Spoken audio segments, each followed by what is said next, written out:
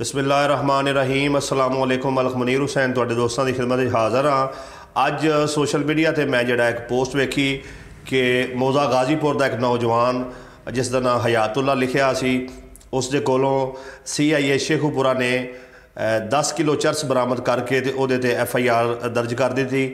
तो मैं इस वाक़े के हकायक नूं जानने लई जिहड़ा मौज़ा गाजीपुर रबता किया और इस दौरान जिहड़ा मैं सीनियर सहाफ़ी हाजी खलील अहमद साहब जिहड़े ने उन्होंने भी कॉल की, उन्होंने पूछा कि हाजी साहब ज़रा इस मामले के उत्ते तुसीं भी थोड़ा जिहा गौर फिक्र करो। तो जिसले उन्होंने ज़ाती तौर पर तहकीक की, उन्होंने इलम में भी ये चीज़ आई कि यह बच्चा जिहड़ा है हाफिज़ कुरान है और बच्चा जिहड़ा यतीम भी है। इहदा वालिद 1 साल पहले जिहड़ा फौत हो चुका है 20 साल बीमार रहने तो बाद, और बच्चा बड़ा मेहनती है। और असी उस तो बाद जिहड़ा मौज़ा गाजीपुर चले गए और उत्थे की मामला पेश आया वो तुसीं वीडियो वेख सकते हो। पर्चा हो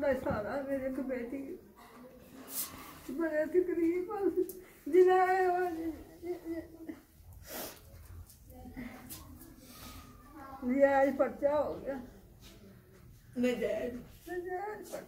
मेरे बच्चे, मेरा सोच नहीं थी वो आया बच्चा। मेरा भाई बाहर साडा सहारा है। मेरी अम्मी का बंदा फौत हो गया। एक महीना होया सी अपने भाई की शादी की नहीं है, तो साढ़े 4 महीने पूरे हुए। जो कमाना सी ओही असी रात अपना गुजारा करने होंदे।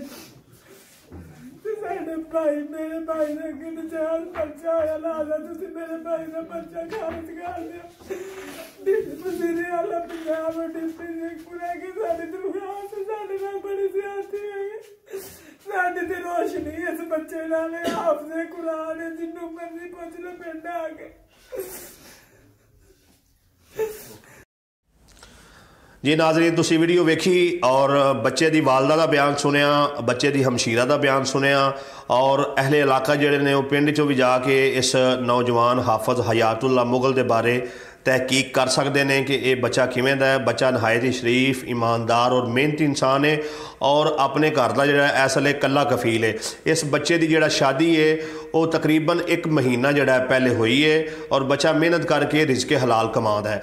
और इस मौके के उत्ते असी भी जिहड़ा शरकपुर की सहाफ़ी बरादरी की तरफों और मैं अपनी तरफों और हाजी खलील साहब की तरफों DPO शेखुपुरा अगे ये अपील करांगा कि सर बराए मेहरबानी ये जिहड़ी FIR है ये झूठी और मन गढ़त दी गई है। बच्चा बिल्कुल बेकसूर है।